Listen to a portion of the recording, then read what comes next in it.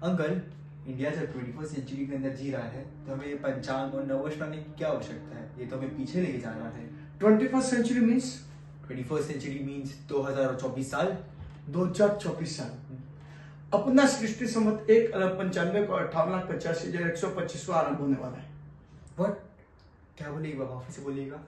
सृष्टि संवत 1,95,58,85,125 युगाब्द 5,126 और विक्रम संवत 2081 आरंभ होने वाला है।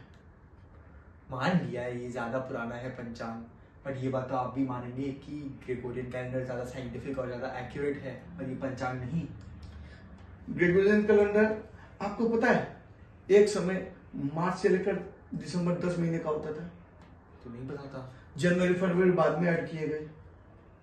किसी समय साल से 10 दिन निकालने भी पड़े थे क्योंकि रोटेशन के साथ कंप्लीट करना था। वर्ल्ड के जितने कैलेंडर हैं सोलर या लूनर दो सिस्टम पे चलते हैं और दोनों को इंटरकनेक्ट नहीं होने के कारण कुछ डिफरेंसेस रह जाते हैं। और अपना पंचांग जिसे अनसाइंटिफिक कह रहे हैं ना, यह सूर्य चंद्रमा ग्रह नक्षत्र और उप नक्षत्र की चांद, इनका जो बदलाव है इससे प्रकृति पर होने वाला बदलाव मीन्स लैटिट्यूड लॉन्गिट्यूड के अनुसार हमारे जीवन पे क्या इम्पैक्ट पड़ता है, इसका ज्ञान अध्ययन कर जियोलॉजी एस्ट्रोनॉमी के कैलकुलेशन के हिसाब से ज्योतिषियों ने ज्योतिष शास्त्र की रचना की और हमें पंचांग दिया। हमारे अनेक उत्सव त्योहार भी प्रकृति में होने वाले बदलाव का मानव जीवन पे प्रभाव इससे है। बट अंकल, अपने पंचांग के अंदर भी तो 2 बार जन्माष्टमी, 2 बार एकादशी और होलिका जो कंफ्यूजन है। मैं भी मानता हूं कि उत्सव त्योहार तो एक ही दिन होने चाहिए। आचार्य जी से बात हुई, बोले बहुत बार विद्वानों की सभा हुई।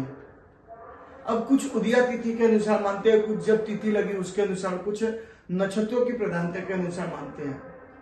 और जब सब अपने अपने डेटा रिसर्च और रिजल्ट सामने रखते हैं तो जब आप अपने रिजल्ट के हिसाब से ठीक हो तो फिर आपको अपने अनुसार मानने का फ्रीडम है नहीं किसी संस्कृति में इतना फ्रीडम?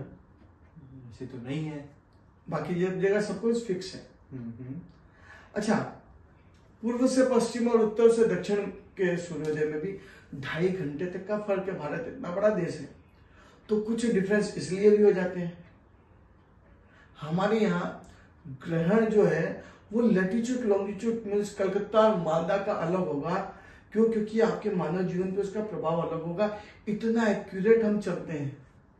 बट अंकल, अभी तो यूएस ने भी रिसेंटली अपने सिटीजन्स को बोला कि सोलर इक्लिप्स के टाइम पे पहले और बाद में गाड़ियां ना चले क्योंकि एक्सीडेंट बहुत होते हैं।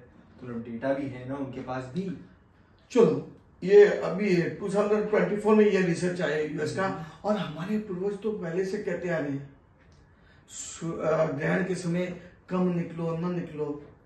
इसके साथ ही ग्रहण को खुली आंखों से देखने से सोलर बर्न या इस प्रकार की कुछ बीमारी है, सनबर्न।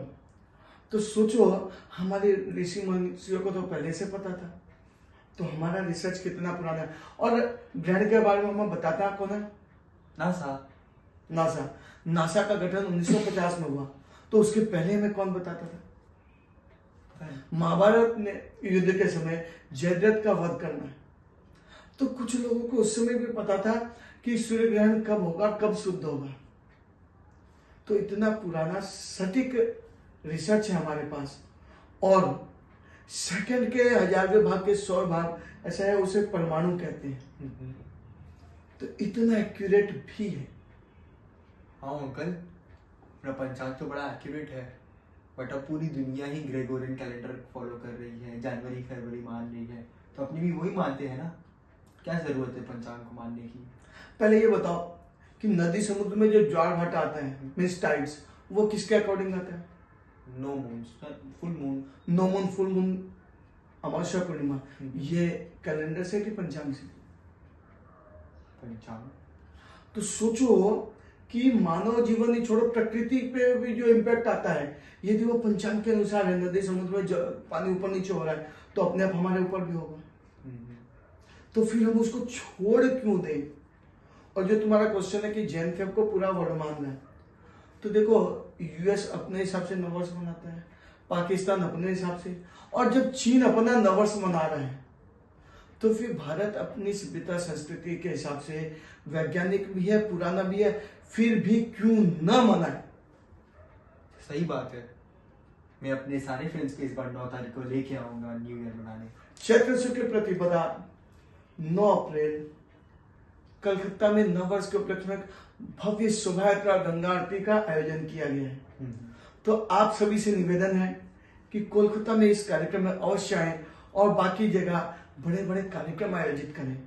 और आप सभी को ये वीडियो फॉरवर्ड करना क्यों? क्योंकि हम अपनी संस्कृति के संवाहक हैं। नववर्ष के अग्रिम शुभकामनाएं।